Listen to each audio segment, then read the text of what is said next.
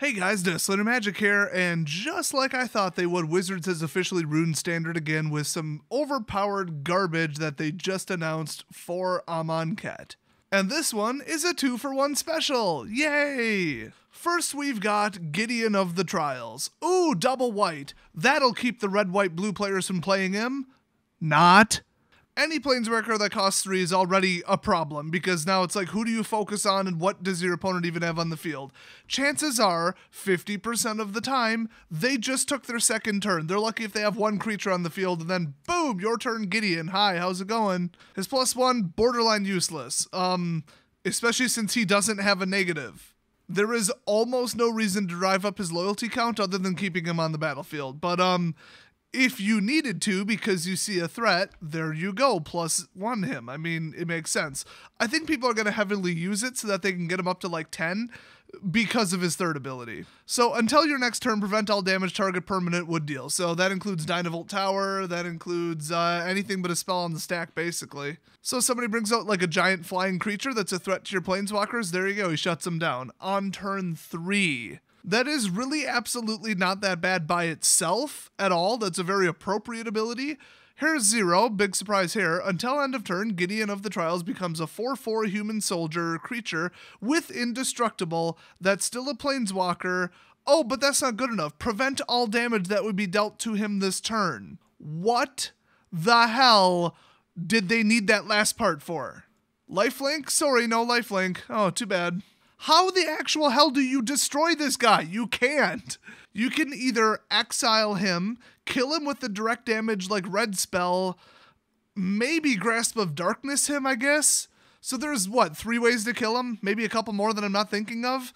Oh, well then it's perfectly appropriate. People always say this. Oh, the card's not overpowered because this is, and this can remove it. Yes, there's no card in Magic that can't be removed by something, okay? The existence of 1 or 2 or 3 cards that can remove another card and stop it does not mean that this isn't overpowered broken garbage.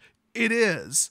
Need I remind you that on the 6-month cycle, they were actually going to cycle out Grasp of Darkness, so you would have had even less ways to kill him. So unfortunately, this is another, creativity goes out the window. You either play Gideon or you play what you need to stop Gideon. It's just like Saheeli Rai combo. You either play it or you play what you need to stop it. There is no room whatsoever for anything else. So besides negative Xing him as an instant, force sacrificing him, which honestly I don't think you can specifically target him with a sack.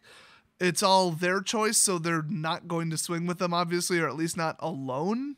If you pin him down with like a flash in blue or, containment membrane or something, I don't think any of those actually have flash. Oh well, falls off at the end of turn. He stops being a creature. -1/-1 counters, doesn't matter. It falls off at the end of turn because he stops being a creature. I think. I might actually be wrong about that one. I don't quite remember. I think you can like animate a land, put counters on it, have it stop being a creature, and then reanimate it again and maintain the counters. But then again, you can't have +1 counters on a non-creature, so I don't remember how that works. Either way, it's crap. You're just going to have to do a little bit of damage directly to him, so player damage is going to be huge. So yes, red could just annihilate him, but, whatever.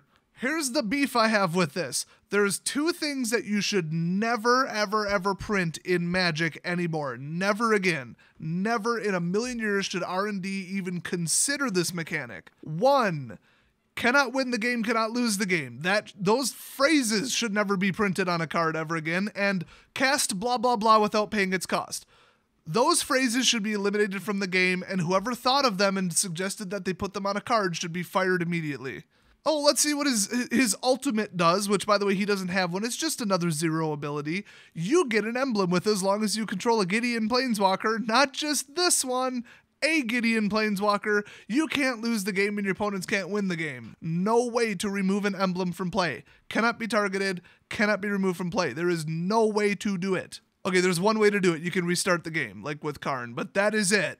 In a multiplayer game, if somebody puts an emblem on you and they're technically the owner of the emblem, and then they lose the game and are eliminated, the emblem stays. You cannot get rid of emblems. So you've got this emblem out, you cannot do anything about it, and as long as they control a Gideon Planeswalker of any type, any Planeswalker with the word Gideon on it, you can't lose the game and your opponents can't win the game. They could have at least taken off, like, part of that, made it half as powerful, just, like, you can't lose the game, but your opponents can win the game, Felidar Sovereign or something. Get out 8 clues and win. Because that's not degenerate crap and everybody loves alternate win conditions. Yeah, that would be fun. You know what? Screw it. Fine. Write it the way you want, Wizards.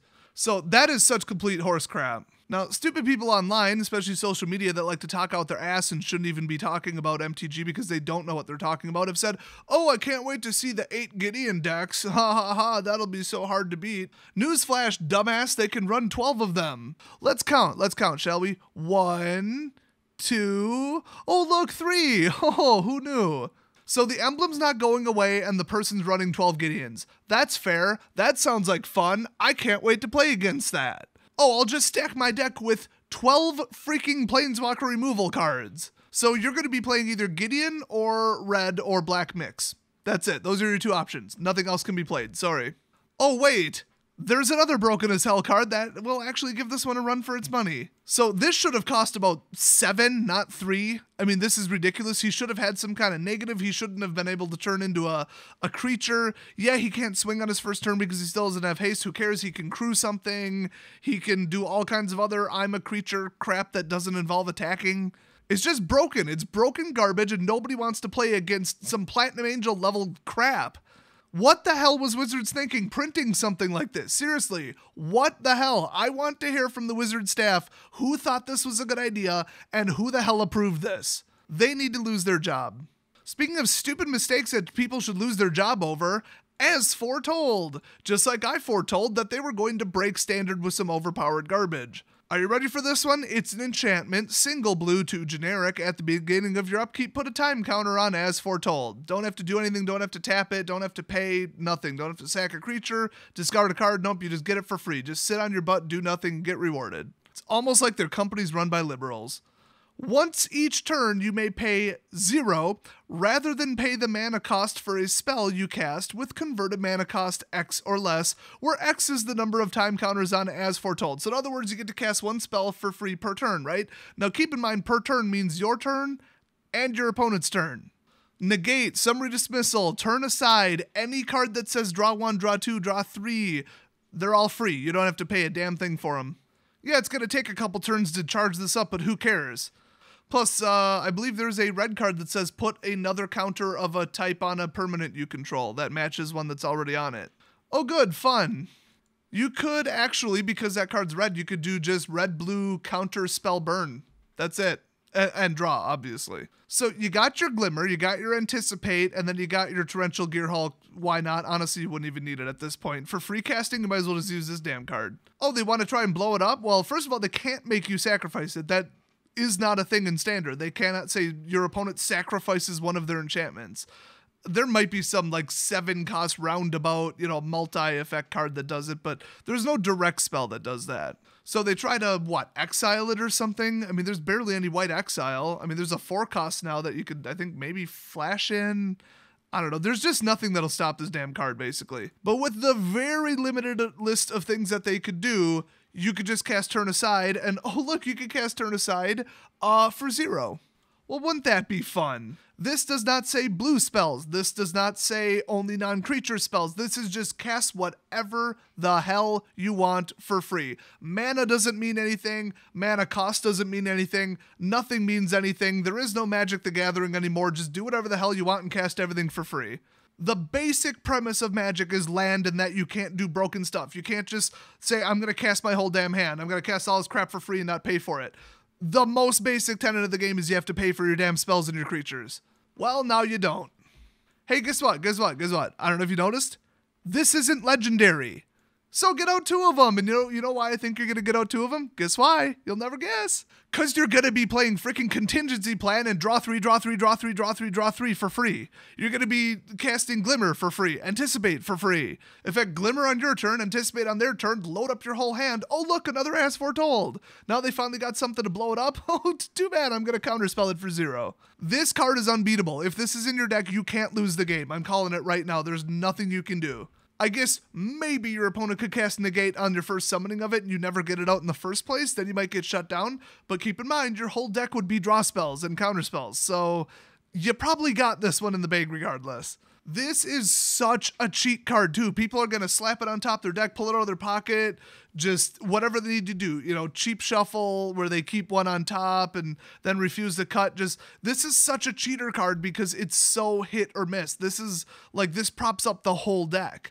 Why the hell they thought something like this would be okay is beyond me. And people are like, oh, it's only as good as Aether Vial or Brain in a Jar. Okay, let's throw those 2 up. Brain in a Jar, pay 1, tap it. So already you have to pay mana for it.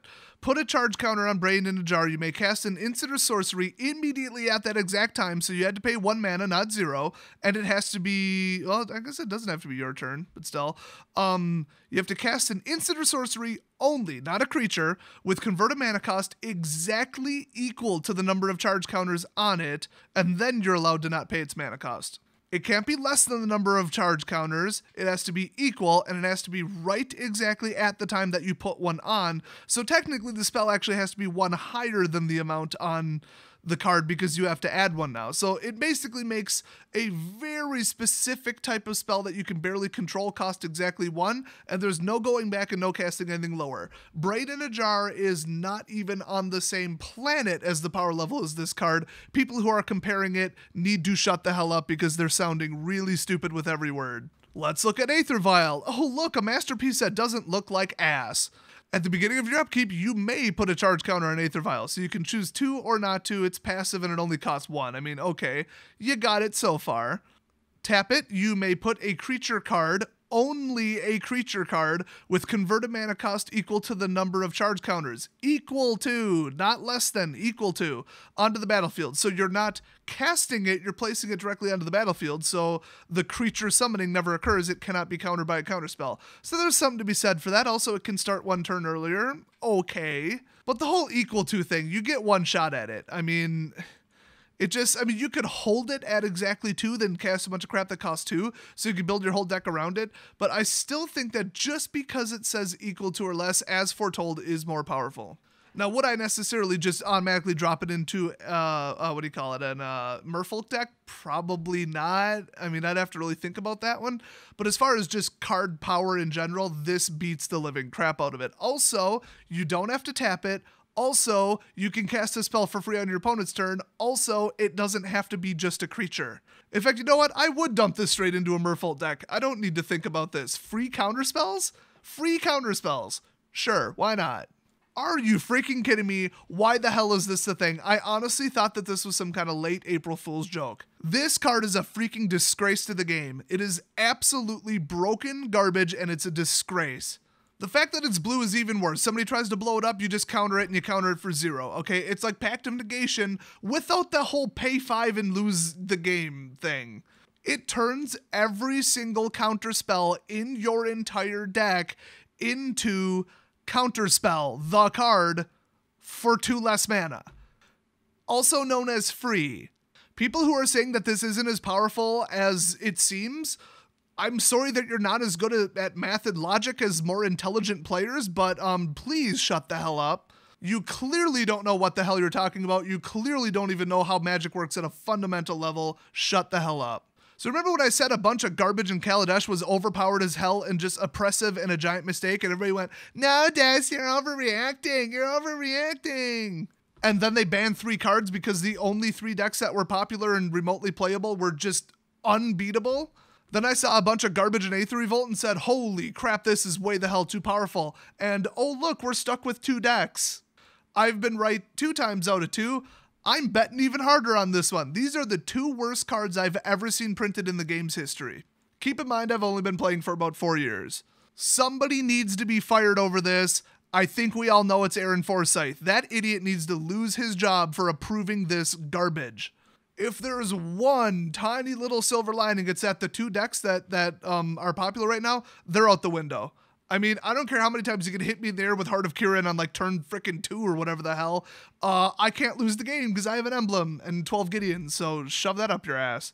Unfortunately, as foretold, just made red, white, blue torrential a little bit more powerful. In fact, hey, guess what? Guess what, guys? You can cast the cat and Saheeli for free eventually. Or you can cast them, burn out all your mana, and your opponent's like, oh good, I sideboarded for this. Oh, no problem. Haha, blow up the cat. Whoops, I just cast a counter spell for 2. Oh, did I say 2? I meant 0. It did cost 2, now it costs 0. The fact that you can cast a planeswalker, a creature, an enchantment, an artifact, or a sorcery or instant with this card, and then any instant in your entire hand that's, charge counter or less on your opponent's turn, it's insane. I mean, I would hate this card if they only let you do it once, just one time. Like if it said sacrifice as foretold and then cast one for free that's equal to or less than. Okay, then it would build up, and you could always cover yourself with one free counterspell. That would be broken. The fact that you don't have to sack it and it's not legendary, oh my god.